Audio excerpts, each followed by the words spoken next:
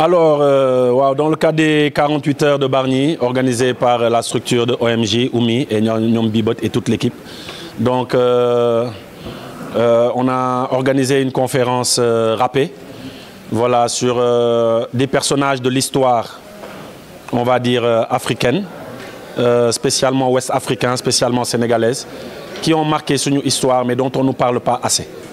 Voilà. Donc c'est vraiment dans ce cadre-là qu'on était là. On a parlé de Cheikh Anta Diop, on a parlé de Thierno Souleymane Baal, on a fait une partie de texte sur un livre qu'on a lu récemment et qu'on a synthétisé en texte de rap, une si longue lettre de Mariam Ba. Donc on a parlé du Kouroukan Fouga, la charte du monde des 1236. Parce qu'à l'école, on nous apprend vraiment l'histoire avec le regard occidental. Donc nous, ce projet, c'est dans le but de décoloniser le savoir. Parce que, comme je l'ai dit, on va nous dire que Christophe Colomb a découvert l'Amérique en 1492. Alors qu'avant que Christophe Colomb détecte tant comme Amérique, naille en Amérique, on a eu Abou Bakr II, Bakary II, le Mansa de l'Empire mandingue, roi de l'Empire mandingue à l'époque, en 1311, qui a foulé le sol américain. Parce que nous, on préfère dire fouler le sol américain que découvrir. Qui a foulé le sol américain bien avant Christophe Colomb. Wow. Mais Lolo, on ne va pas nous le dire assez dans nos manuels scolaires. On va nous dire que Victor Schœlcher a aboli l'esclavage, effectivement, dans les territoires dirigés par la France, les dom-toms, etc. Mais on ne nous dit jamais qu'avant que Victor Schœlcher ne parle d'abolition d'esclavage, en 1776, voilà, c'est-à-dire 72 ans avant, on a eu Thierno Souleymane Baal à travers la révolution Torodo, Nyom Abdelkader Khan, qui ont prôné l'abolition d'esclavage bien avant que Nyom Victor Schœlcher en parle. Donc, où on va nous dire que la Déclaration universelle des droits de l'homme a été ratifiée par l'ONU en 1948, alors qu'avant 1948, on avait le Kouroukan Fouga qui date de 1236, voilà, toujours de l'Empire mandingue. Donc ce sont ces histoires dont on ne nous parle pas assez, ou dont on ne met pas en avant dans nos manuels scolaires, qu'on a décidé de transformer en texte de rap et de les proposer aux élèves, aux étudiants, et de raconter une autre version de l'histoire, de faire de la décolonisation du savoir. Donc le monde Indiwan Bargny. Au fait, ce projet, il y a des pans. On doit le faire en version Wolof, en version Alpulaar, en version Serer. Et dans ce cadre-là, on veut le faire aussi avec les artistes. Ils sont bons dans ces différentes langues. Parce qu'il n'est pas question de faire juste en français. Il y a une version américaine, il y a même version mandarin pour la Chine, mais il y a en version avec nos langues locales, notamment des textes rappés en Serer, rappés en Djola, rappés en Sossé, rappés en Wolof, en Mankagne, voilà, en Alpulaar, etc. Et Lolo, on compte le faire aussi avec la nouvelle génération.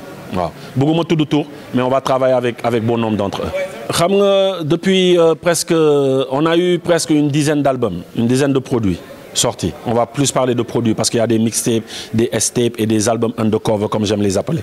Mais avoir une dizaine de produits, des fois tu te demandes comment revenir. Voilà, le hip-hop c'est ta passion, tu sais que tu ne peux pas vivre sans. Donc est-ce que tu vas te mettre à faire comme tout le monde ou est-ce que tu vas te mettre à faire comme tes petits frères? Donc il fallait vraiment recalibrer le tir et c'est comme ça qu'on a...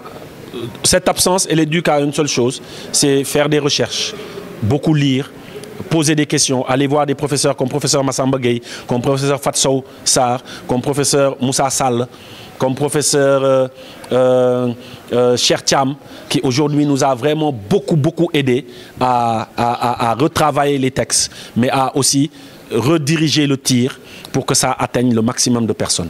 Donc, lolo warlon le lobby, parce que tu as un album, des projets comme ça, tu le fais, il faut que ça code parce que tu ne dois pas raconter n'importe quoi. C'est de l'histoire, c'est destiné à rester. Donc, il faut vraiment être en règle par rapport à tout ce qui est date, la chronologie des dates, être en règle par rapport à pas mal de faits. Et Lolo, ça a demandé vraiment un retrait pour que nous puissions emmagasiner le maximum pour nous y. Donc c'est dans ce cadre-là qu'on était un peu en retrait. Mais là, on revient pour vraiment partager. Pas pour enseigner, on n'a pas la prétention d'enseigner comme certains le disent, mais pour partager avec nos jeunes frères, avec nos enfants, une autre version de l'histoire.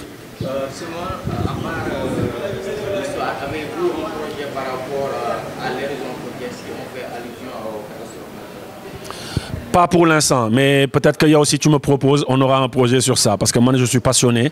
Donc, tout ce que je veux, c'est si je peux écrire, si je peux mettre des choses sur place qui peuvent servir, on est là pour ça. Parce que c'est ce hip-hop-là que je prône, c'est ce hip-hop-là que je défends. Et c'est cette bannière du hip-hop que je veux tisser tout haut. On va revenir à l'hip-hop.